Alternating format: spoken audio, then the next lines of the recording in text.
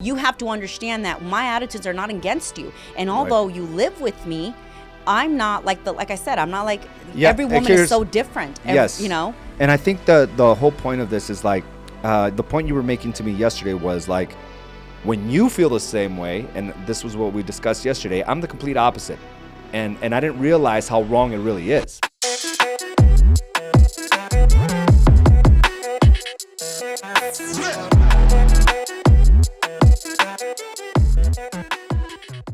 Welcome to another episode of Do the Work Podcast. I am your host, AZ Araujo. And I'm Carla Araujo. And today's subject is Dr. Jekyll and Mrs. Hyde. Now, when we talk about Dr. Jekyll and Mr. Hyde, and in this case, it's going to be Mrs. Hyde. Mrs. Hyde, that's right. Dr. Jekyll is the rational one, right? The person of reason, the person that can look at things and maybe come up with a solution. But then there's that other side of that same person, the dark side, Mrs. Hyde. And in this case, that would be you, Carla. So in this relationship, you're the dark side. All right, I'm gonna go. I'm gonna let you talk. Because I'm perfect. Because we came to so many revelations. Right, over the weekend. But one major one that I wanted to bring here. And we got to set this up. You just get, Let's talk about it. Let's talk about how it all started. I'm saying, let's talk about it. So we decided to go to New York this past weekend to watch the UFC fight. And probably one of the best UFC events that we've done. That was the best. It was awesome. Yeah, that was one of my favorite. Madison Square we've Garden. Gone to several, and that one's by far the top of the list. Yeah, definitely. President Trump's like an arm distant away. Like, I have to say, our tickets were better than President Trump's. I met some incredible Irish people. It's just. There was all sorts of people. Oh yeah, a great artist out of Ireland. Sitting right next to me. It was pretty cool. It was awesome, and we got to rub elbows. I even got a picture with Bruce Buffer. Yeah. It was so awesome. I mean, we just enjoyed ourselves. We had a good time. So we're coming off this cloud nine. Like, we were connecting, we were having fun. We met up with some friends out there. Yeah. You know, it was just all good. We were getting along. I don't think we even fought once. Did we fight once? No, we did not. It was under those conditions. Normally we were on cloud nine. Normally we kind of snap at each other and then we get over it. But it was just literally nothing happened over the weekend. It was awesome. Yeah, it was nice. And but as soon as we get home, probably within the first 60 minutes of getting home, we get in a little fight. And I wouldn't say a fight. It was more of a disagreement. A disagreement because we didn't fight. It was a discussion that I didn't want to close a door on. I wanted to stay active because I think it was a very important subject, and I couldn't let it go. Well, yeah. So within 60 minutes of getting home, next thing you know, we're in a disagreement. And this disagreement caused for us not to talk the rest of the night. But I think it started the whole time when we were packing in the morning to leave for the airport. I had brought up the UFC fight and how it went down. So yes. I said my opinion and what I thought, how the UFC fight went down, and how he gave up easy. And you were like, no, you don't. You kind of ignored me, and you were just saying exactly what you just did right now. And then that's it. And then that's it. We went on to the flight and whatever. So it did carry on in some sense, but we didn't fully get into the conversation of the whole talk because we were packing. But I did irritate you in a way. Well, because the way you were saying it, the way it went down, I was there, and the way you were describing it were two different things. Yep. And I couldn't get past the details on how you were describing that particular situation, which I witnessed with my own eyes. Not till later did I realize I knew exactly what you were trying to convey. I just refused to accept it because I was stuck on the details of how you said it. Right. So I disregarded you. I disregarded what you had to say about the fight. Well, let's say this. It's not just a disregard. I would have ignored it. That's not why I was upset. So I kind of want to bring this to the table here. It wasn't the way you disregarded it. Oh, no. See, I let it go at the hotel when you disregarded it. And I brought it up again because we were talking about it. We were talking about it. And we were at the grocery store, and then when the girls were in the car, then we took them to, what's that? Dutch Bros. Dutch Bros. We're sitting in a line in Dutch Bros. So I was watching the UFC fight on YouTube. The post fight. Right. And so I had said, man, he just gave up. He didn't put up a fight. And then you said, I don't think you know what you're talking about.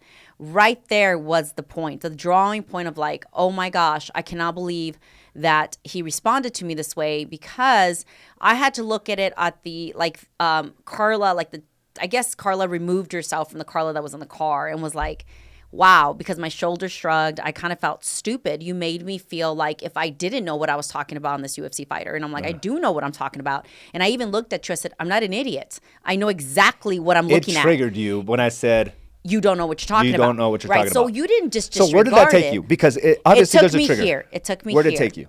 So because it couldn't have possibly been just that little thing. Right. Because if you were confident in the fact, because when we get bothered by something, it's because it's not necessarily that situation. It's something that maybe happened a week before or maybe years before. Of course. So what was the trigger there? Of course. So when you were in the car, so you didn't just disregard it, because you disregard I didn't disregard many things, it. right? You no, said no. that comment. I said it specifically. You don't know what you're talking about. Right. So then we get home and you said to me, oh, I'm sorry for what I said, because at that time you knew what you said. But hold on, let's go back. Like, why did it trigger you so much about what I said? Well, I'm getting there. Oh, okay. And then you said to me, I'm sorry. And I said, okay, don't worry about it. It's fine. And we gave each other a kiss and we walked in the house. And in that moment, I thought, I can't let this go. So even though you said it's okay. The reason for this being, I can't let this go, because I wasn't triggered in the car by what you said, although you did make me feel stupid. Mm-hmm. And I can only make myself feel that way, obviously. Right. So but you didn't what technically... What I said triggered you to feel that way. You didn't technically make me feel that way. I just felt that way. Right. And the reason for that being is because I think in the past we have always apologized to each other, and many doors have been closed on so many arguments. There's no reason to go back to them, but many doors have also stayed open. Mm-hmm. And I've heard this over the weekend having lunch with some friends in New York. One woman said to me, when you're married for such a long period of time, it's impossible to close the door on every single argument. Mm-hmm. Some doors will remain open and some arguments will pop up being based on some triggers over the years. And that's where these arguments, I'm like, wow, that is it's such a great way to put it. Right. Because that's exactly what happens. And that's why these arguments pop up. So in the car, I thought, I can't close the door on this one. And as a matter of fact, the door has not been closed on this one. It's constantly, I'm sorry, from me or from you, in the way things in certain ways go in some arguments and discussions. So when you apologize, we go into the kitchen and I said, I can't let this one go. And so I didn't know. Well, you didn't tell me anything. You just didn't talk to me. Right. No, I said. You thought to yourself, I can't let this one go. But to me, you just shut down. No. So I gave you a kiss and said, don't worry, it's fine. Yeah. And then we go into the kitchen and I'm putting groceries away. And at that moment, you felt that energy where I was shutting down. You were pissed off. Right. So, and I let it go. So I was like, okay, because I needed to strategize it in my head, like how I'm going to bring it up to you in a way for you to understand what I'm trying to come across in this message. So, because this is the thing that I saw, and this is the revelation that I saw in women. If we bring it up right there and then, it comes out of anger, and therefore the man does not understand the woman. Yes. So all of a sudden we're just crazy, and it's like, what are you talking about? So I'm coaching a group of women, and one particular one brought to subject, I don't share my emotions, my feelings, and my thoughts, because when I was fighting for a divorce or my children, I was advised by the counselor and my own attorney, don't show emotion because a judge will look at you like irrational woman. So therefore, I took a very long time to show those emotions, because when the attorney told me, I was like, okay, maybe he's crazy. But then when the counselor tells me, no, he's right, don't show emotions because it shows that you're irrational to the judge, and that can go against you. So she said I had this strong, powerful stance on next to the judge, because I wanted to make sure that he knew that I knew what I was, getting into, and I was going to fight this in a respectful manner, not this crazy woman. But over the years, everyone has told me, hey, calm your emotions down, because it makes you look like you're irrational and you're crazy. So it brought me to this point. I thought, this is the reason why I think that you can't understand me when I'm trying to communicate with you, because I get to the point of this angry of like, blah, blah, blah, and then I turn crazy. So I said, okay, I'm going to strategize this on how I can talk to you so I can communicate with you better as to how with the message trying to come across.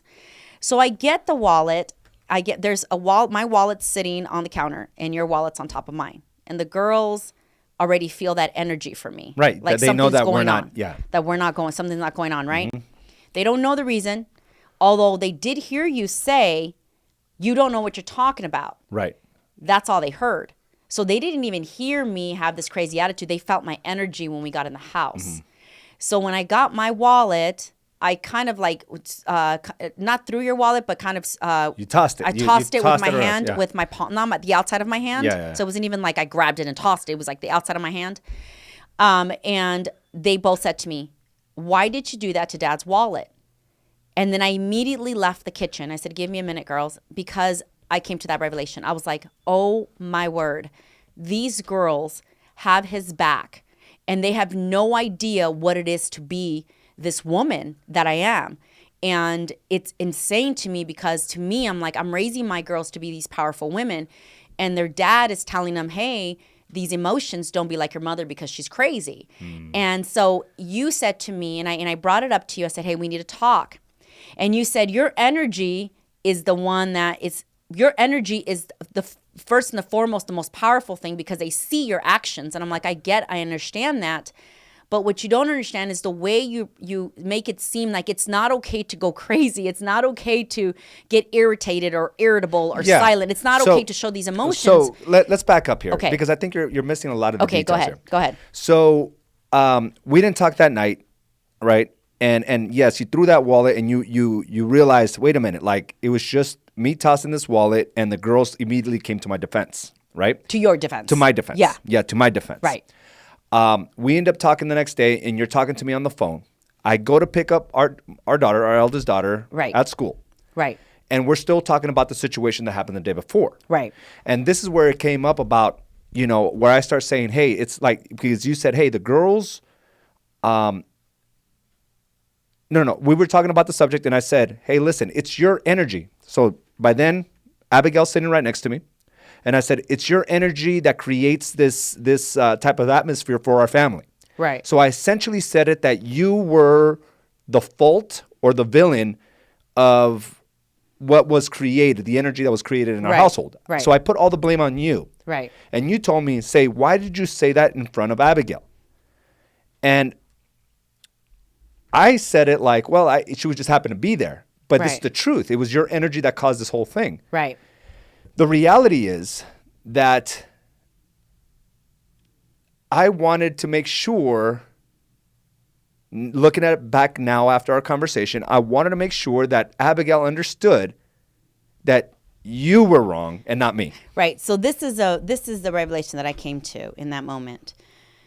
You are holding back the reality of this, the fact of this, that women have certain emotions and the way they react is very different from a man. Absolutely. From a man. We have a ton of responsibilities, and I point this out to you. I think you just see me as a wife and as a mom, and I don't think you understand that I run 100% of both of our companies.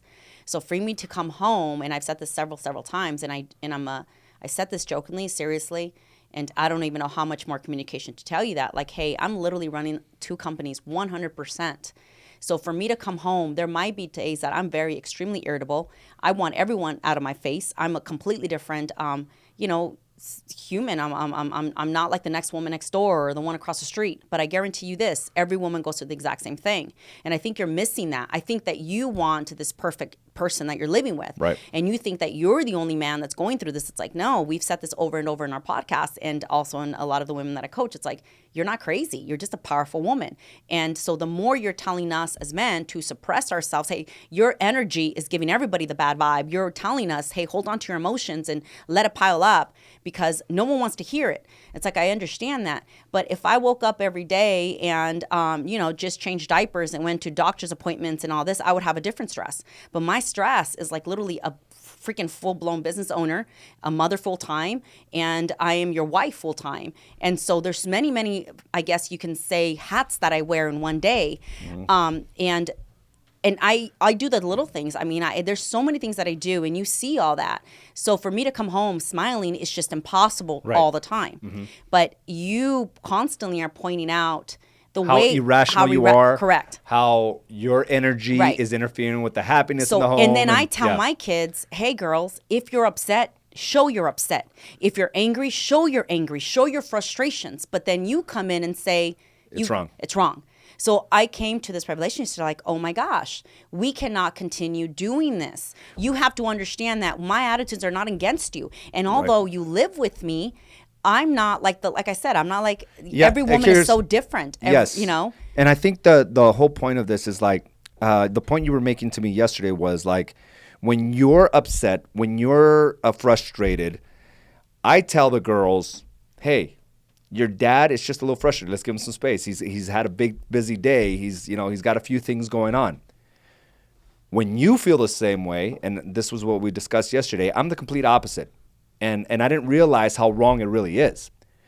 I say, your mom's having another of her, issues. Another, she's having a problem, another moment. I'm not the first one to come to your defense. In fact, I add fuel to whatever's going on.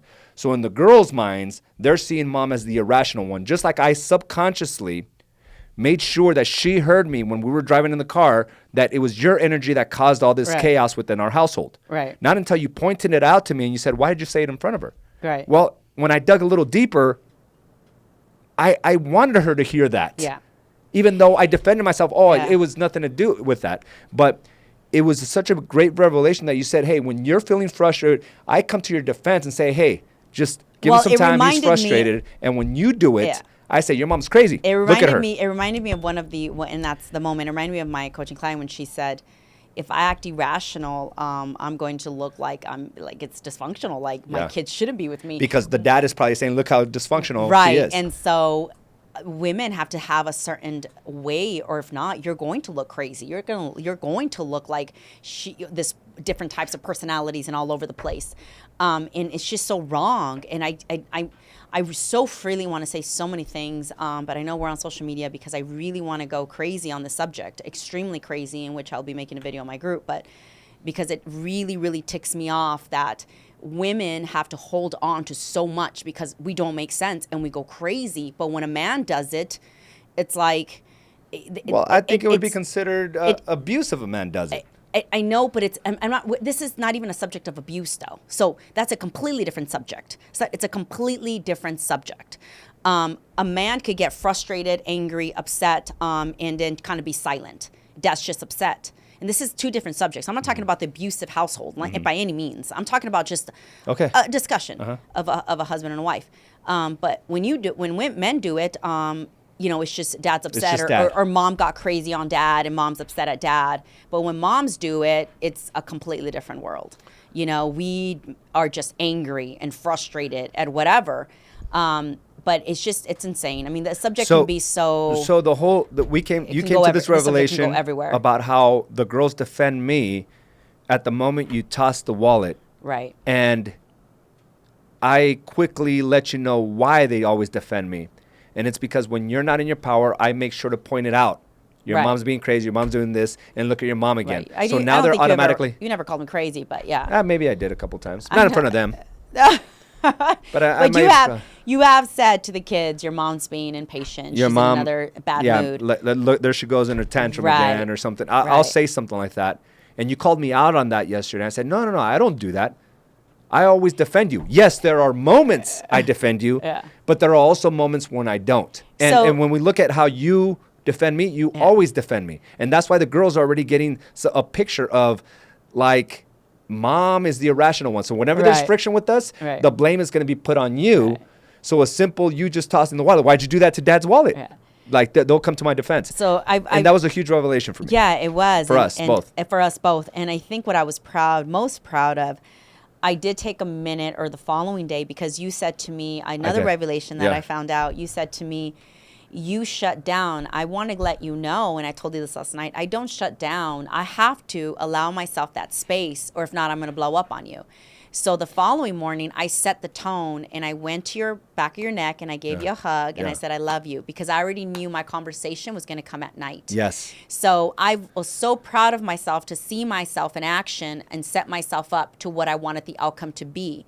The outcome I wanted was for us to find a solution. And there really isn't a solution. It's basically just more awareness. So when I kissed you in the back of the neck the following day, I already knew what the outcome was going to be that night. And I was very impressed by that. And I even told told you, I said, hey, this isn't an argument because it's not going to change. You are who you are and we are who we are. And I'm not trying to change anybody. I just want us to be aware that you have to understand you have your ways when you're angry. And mine, if you call it shutting down, it's not shutting down. It's giving myself space because I'm going to go back crazy on you. Yeah. And it's like, just chill out. Here's what I saw yesterday, and I complimented you on that because yesterday when you brought the subject up again, it brought my frustrations because that door wasn't closed for me. I was pissed off that you shut down the night before, right? And so I was still, when we kind of made up in the morning, but didn't really have a time to really discuss it later that evening, you brought it up. And I was feeling like you were blaming me for certain things. So I had a wall up. Right. And you never broke down from what you wanted the outcome to be. Because many times before, if I would put up my defense mechanisms, you would then get offended and you would put up your defense mechanisms and then we would go again with the same fight from the night before. Right. This time around, as I was putting my defense mechanisms out and maybe trying to flip it on you and blame you, you kept your calm. Right. You kept your cool because you saw your outcome of what you wanted to be. Yep. And you had me realize that what I said in the car wasn't the right thing. And I do that more often than I was aware of. Right. I realized that, although, because my argument was, I always defend you, Carla. Like, what are you talking about? Yeah. It wasn't the truth. I defend you sometimes. Right. And I also blame you most of the time where the girls are now getting my perception of how you're acting at the moment. Right. And that's why, and this all came about, again, through the wallet thing, because the girls came to my defense right away. Right. And if you ask them, they'll say, hey, mom is you asked them one time. Hey, mom is the one that overreacts and says this and yells and does all this, and dad just sits there quietly. Right. But what they don't see is me triggering you. Right. So I've asked I think it was a year ago, I said, how do you see mom and how do you see dad? And in my eyes, I didn't grow up in a household of two parents. So my mission and what I wanted for my kids was to see more. I wanted them to see a dad in the light of things. And so when I asked them, they said, well, mom's the irrational one. Mom's the one that doesn't, Mom's the one who yells. Mom's the one who yells. And dad's very calm. And so I left it there. And I looked at you and I said, this is exactly what I wanted. I've always wanted my kids to see the dad in this light. I didn't realize how much it was going to affect me. It was damaging now. It was exactly. So, and again, there's always room for growth in a relationship. So, and there's always so many revelations you'll find out in a relationship. So this is what makes it so non-boring and interesting. So coming to this point, I was like, whoa, like, oh my gosh, what I saw a year and a half ago when I asked my kids what they saw was completely different with what I want it to be, So with that said, yes, and that's all I wanted you to be aware, like, hey, the girls see me this way, but what they don't see is how dad actually triggers me. Yeah. They just see crazy mom. No, because I do it very, you wear your emotions on your sleeve. Right. And me, I'm more, I can do things without raising my voice. Right. I know exactly what I'm doing, right? It's more of a, under the table, smoother, and even manipulative way if you really think about it. Yeah. And it's not right. Right. And it's not right the way you respond, but it's just the way we do it. And when I try to bring it up in the past, you've come up with 101 excuses that you're not this way. And I'm like, you are this way. And so I think a week prior, and I think we did a podcast before our anniversary, a week prior, we had a huge argument in the sense of like what's going to happen between us. And I was then trying to explain it too. But again, you didn't catch on because I didn't realize that I didn't set myself up for the outcome. Mm-hmm. And so what we did in the car made no sense. Mm-hmm. And so yesterday was really incredible. It was an awesome situation to me because we were both able to communicate on a completely different level that we've ever had in 20 years. No, this is insane. It really was because I thought just the way, because it is still I was still pissed off from the night before because my whole thought process was like, how can we spend such a great weekend? Yeah. And I think a lot of men have been in this situation where, we want to put the immediate blame on our spouses, right? And my thought process was like, how did we just get back from New York and now we're not talking? What the hell, And I failed to see what I did. Yeah. And I failed to see the way I was saying things. And here's the truth, the reality. I mean, what I said to another person may not have been as offensive. You don't know what you're talking about. But to you, that was a trigger point. And that could have been from your past or someone making you feel a certain way. It has to do, and I think I even told you, it has to do with like how you always talk to me. And you're not putting up with that anymore. And I'm not putting up with it. Got it. And I'm pretty much done. And I told you very calm and collected, like, I'm done. I can't do this anymore. And we don't understand each other, and that's okay. We're the best of friends, and I don't want to ever end it ugly. But and I also, you came to this in New York, and I was telling this our friends that we were at lunch with. I had told her, I realized after so many years, I'm going to take it. Every day is if I just met him. Mm-hmm. Every day is going to be a new day in my marriage. I'm not going to feel the pressure of forever, because forever is a pressure of perfection. It's funny. I was watching I was listening to a podcast this morning, and it was on a Joe Rogan podcast, as a matter of fact. And there was this comedian, Artie Lang. Okay, this guy like got busted with I don't know, drug addict. And now he's on this program. And he said, I'm not going to use the words that I'm never going to use drugs anymore. So he was a lifelong drug addict. Mm-hmm. And he says, I'm not going to use the words, I'm not going to use any, because I've used it so many times that it means nothing. And there's too much pressure of not having to do something forever. Right. And it's the same thing, kind of the same analogy you're using here. Right. Forever is a lot of pressure. Like, hey, no matter what, it's gonna. Yeah, and I was telling her over the weekend. I had such a great conversation with her. She's just an awesome woman. I was like, forever is just because she's been married for 20 years too. 20 years as well. She just had her anniversary too. And then, and so I brought something, and I did this revelation with you. I think a week before. Again, we can go back to that argument, but. It was like, you know what? I don't ever want to feel the pressure of forever. And forever is not because forever. It'll end. When it's forever, when it's guaranteed to be there, we take advantage of that situation. But if we just feel like, hey, it's just day to day, then we're more appreciative of the situation. And I think that when I went with that mentality out to New York, I appreciated you every single day because it's like I just met you. And I've treated you with that love and that patience and the respect until we got home, that I was like... maybe I can't handle this day-to-day thing. Yeah. Maybe I should just cut the cord right now. But I thought, after so many years, AZ, I thought I'm never going to bring up this divorce thing ever again. And I said never again, right? A couple of years back. And you brought it up about 2 weeks ago. And I was like, and then I even had that part in my head, like, how did I get to this place all over again of yelling out divorce and separation?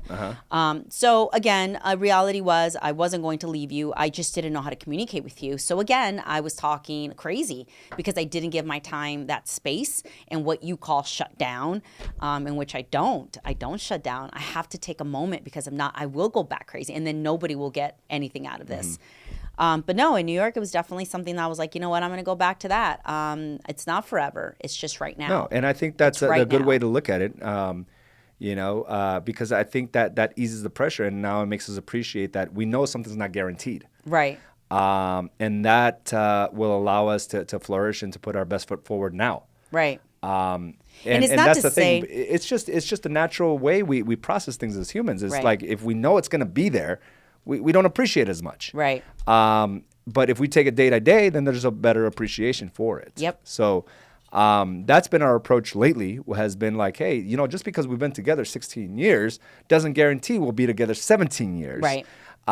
We want to be in there, and we're constantly, leaning in. But for me to say forever, it's like, well, we don't know. Yeah, we don't know. We don't know. And we're not going to have the pressure of you being unhappy or me being unhappy for the sake of saying forever. Yeah.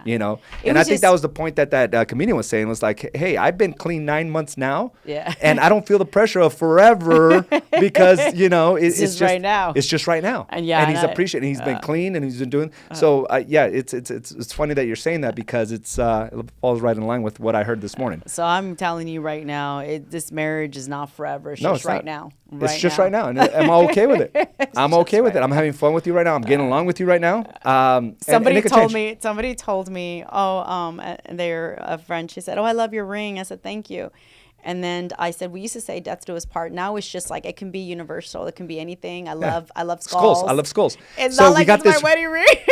So we got these skulls, all right, about 4 years ago now. And I don't know if you can see it. The skulls as wedding rings. And the whole meaning behind this is like, till death do us part, right? Now we've matured from there, and it's not till death do us part. Like she said, it could be universal. It could be it's a wedding ring, or we just like skulls. We just like skulls. So because she had asked me, you don't have normal wedding rings. I've never seen you. I go, I don't like diamonds. Yeah. And then it came to that like, I don't want the pressure of a wedding ring. Yeah. So yeah, it came to that. It's just universal. And you have a tattoo on your arm. Oh yeah. I have a tattoo, and it's me and her. It's me and Carla. And then we joked the whole weekend, like that could be universal too. Yeah, it's just two skulls. No, but I think our openness and our ability to be able to say, hey, like, we have our challenges big time, especially as business owners, husband and wife business owners. There's challenges all the time. Yeah. But we do have to constantly focus on the outcomes that we want. We both want to be happy. We both want to be respected and appreciated. We both want to be, loved. And we both want a successful business. But sometimes our own personal emotions, our own personal experiences keep us from that. And we forget that we both want the same thing. So at the moment we lose sight of that, it's these arguments that bring us back to that and say, hey, we both want the same thing. We both want to be together. We both want to be loved. We both want to appreciate each other. And I think that's what needs to be the focus in marriages, in your marriage, in your relationship, is that realizing that your spouse, the person you're fighting with, the person that you have all this rage and resentment towards, wants the exact same thing that you want. But because we're caught up in our own stories, we forget that. Right. And that's what we realize. We joke, hey, it's not forever, but we both want the same things, and we both want them together. And that's the beautiful thing about this. And growing up, I should say growing up with you. We were 20 years old. Right. I always heard that you shouldn't be married if you know it's not forever. There were so many different things that I've heard growing up. And I mean, to be honest with you, I got married with you because I thought that was the right thing to do. That's what I thought was the right thing to do. And I was like, okay, well, I need to get married. There's so many different elements there, things there. But just feeling the pressure of having to be with you, and then going through the divorce, and it's like, no, I just want happy. Yeah, and I want it happy. That's why we got it. As long as we want the same things, and then not bringing the we're married pressure, it's like it goes back to like, don't get comfortable. Don't get comfortable, because this isn't forever. Yeah. I might wake up one day and say I don't love you, and then you're really messed up if you didn't put in the deposits within yourself. So it's just things can get really bad. So things are not forever, and I love you today, and I'll always love you, of course. Like I said, I grew up with you. You're my best friend, but that doesn't necessarily mean I'm always going to be married to you. That's just not going to happen. And as long as we want the same things together, hey, this marriage will continue to be on fire. We're going to be okay. And I would say we're closer today. We're able to talk more freely and showcase our true emotions and the thoughts that go into our mind without feeling offended by it. Like her saying that, she may not love me tomorrow would completely like take me off my rocker a few years ago. Like, what do you mean? I would question her and her thoughts. Now it's like I'm confident in how I'm showing up, and those are real thoughts that she has. And guess what? We're still here. We're still doing it, and I'm okay with that. Right. So communication is the pivot. It's the cornerstone of a great relationship, in any relationship, whether it's a marriage, whether it's a friendship, whether it's whatever it may be. And I'm going to go back to what she said. She said, the many doors that remain open throughout your relationship don't close, and apologies are not good enough. And so when you get an apology, be honest if it's really going to set in, and close a door on that. Don't just take the apology just to take it, to move on, because the door will never close. And I just got so much from what she said in that, and I'm like, that's us. We've been together for 20 years, and there's so many doors that have not been closed. And we don't know what's going to pop up in an argument next week. Because that door of the way I talk to you just opened up itself at a Dutch Bros line. Yeah. And I had no idea that it wasn't what I said specifically there. It was the series of things I've said over the years that brought it up to light. Yeah. And that opened up a whole new revelation for both of us. I have to watch myself on the way I communicate and convey a message around my daughters about you. Right. Because at the end of the day, I have the same meltdowns, I have the same breakdowns, but you don't blame me for it. Right. I blame you for it. And that's where I need to watch myself. But Carla, I think that's it. And actually we have some. Okay, let's can you bring that up as well? I'd like to answer any feedback that we want to cover. Let's see here. Raul. Excellent dialogue. Thank you very much, Patrick. So many differences of thought process between men and women. Absolutely. I think it was David Data that once said that through the eyes of a man, a woman will always be irrational. Somewhere along those lines, as I said, David Data is the way of the superior man. Great book. We actually read that book together. Yeah. But yeah, through the lens of a man, a woman will always seem irrational. Yep. But it doesn't mean that that's really the case. It's just the lens through the lens of a man. I always wanted to know the story behind those rings. Yeah, till death do us part, Karen Barker. That was the original meaning. Now they're just skulls. And also wedding rings, depending on the day. It was great to see you guys. No pressure. Raul, no so pressure. We didn't get permission prior to, but I'm glad you mentioned this. It was Raul and Vivian Velazquez, our friends there from New York. If you have an opportunity, follow Raul. They have what is their podcast? Sex. It's God, Sex, and Money. God, Sex, and Money. Excellent. Great, I love it. beautiful couple. Very in tune with the next level. He runs the next level events. So follow Raul Velazquez and Vivian Velazquez. And thank you guys for taking the time. And you know, every time we're in New York, we're reaching out to those guys because they're just full of wisdom and love, and we always have great conversations. We've known them for a couple of years, and they're just few beautiful. years, For quite some time. Yeah, many years. But beautiful really good people. Raul, thank you very much. I appreciate you commenting on this, and we want to thank you for joining us for another episode of Do the Work podcast. And as a reminder, please rate, subscribe, and review by simply typing in Do the Work on your favorite podcast providers. Thank you again, guys, and we will talk to you soon. Bye. Bye now.